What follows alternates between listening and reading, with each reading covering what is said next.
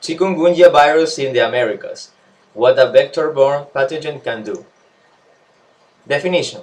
Chikungunya virus is a mosquito-borne alphavirus transmitted primarily by Aedes aegypti and Aedes albopictus mosquitoes. These vectors are aggressive daytime biting mosquitoes that can also transmit dengue virus. Both are found throughout much of the Americas, including areas of the southern, eastern, and central United States. Humans are the primary amplifying host for chikungunya virus, meaning that they have high enough levels of viremia during the first week of illness to infect mosquitoes that bite them. The majority of infected people develop symptomatic diseases. Although very rare, other modes of transmission have been documented, including bloodborne, in utero, and intrapartum transmissions.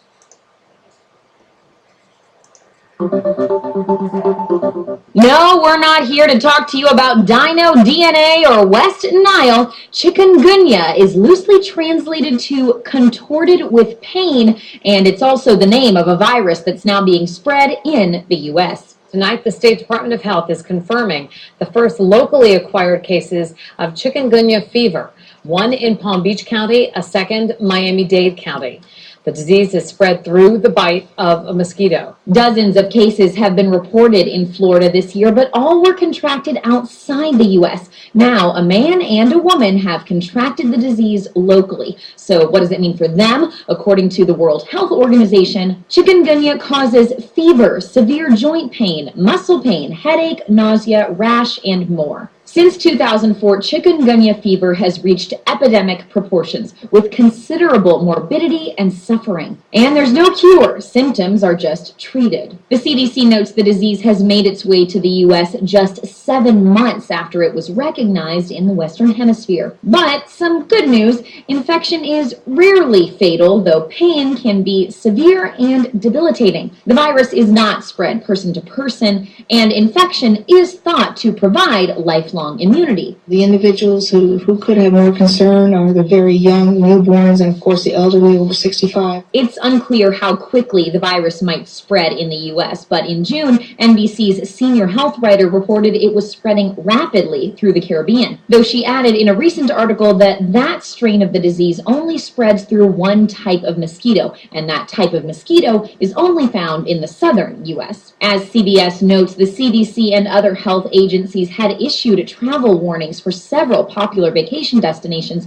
over the past few months because of the virus. But that's a bit of a moot point now. The CDC advises seeking medical care right away if you show symptoms of chikungunya. Thanks for watching. For Newsy, I'm Lauren Zima. Applications in medicine. We currently have no specific treatment, vaccine, or preventive drug for chikungunya. Treatment is palliative and includes rest, fluids, analgesics, and antipyretics. Given the similar geography and symptoms associated with chikungunya and dengue, patients should also be evaluated for dengue virus infection. Proper clinical management of dengue reduces the risk of complications and death. Persistent joint pain from chikungunya may be reduced by non-steroid anti-inflammatory drugs, glucocorticoids, or psychotherapy.